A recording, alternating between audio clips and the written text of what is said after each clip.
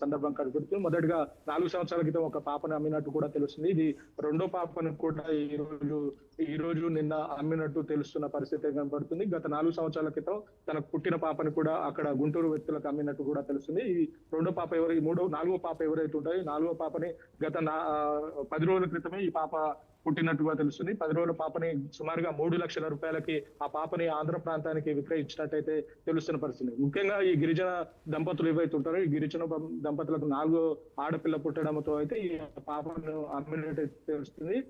గత 3-4 సంతానాలు ఏవైతే ఉంటాయో 3-4 సంతానాలు కూడా ఇద్దరు చిన్నపిల్లలు ఈ పుట్టడంతో అయితే ఈ పిల్లల్ని అమ్మినట్టు కూడా తెలుస్తుంది. గుంటూరు జిల్లాకు చెందిన వారికి ఈ పాపను అమ్మినట్టు కూడా తెలుస్తుంది. ఈ పాపను అమ్ముతుంటే ఈ పాపకు సంబంధించిన కంటే ముందు పుట్టిన పిల్లలు ఎవరైతే ఉంటారో ఆ పిల్లలు వాళ్ళ తల్లిదండ్రులు కూడా వేడుకోవడం జరిగింది. అంటే మా చెల్లెని వేరే వాళ్ళకి అమ్మకు అని చెప్పేసి వాళ్ళ పేరెంట్స్ కు కూడా బదిలాడినట్టు తెలుస్తుంది. పేరెంట్స్ కాలం మీద కూడా పడ్డట్టు కూడా తెలుస్తుంది. అయినా కూడా కనికరించకుండా వాళ్ళ తండ్రి ఎవరైతే ఉంటారో వాళ్ళ తండ్రి ఆ పేరెంట్ 4వ సంతానం ఏవైతే ఉంటుందో 4వ సంతానం పాపని గుంటూరు ప్రాంతానికి చెందిన వారికి అయితే అమ్మినట్టు తెలుస్తుంది. సుమారుగా 3 లక్షల రూపాయలకి ఈ పాపను అమ్మినట్టుగా తెలుస్తున్న పరిస్థితి కనపడుతుంది.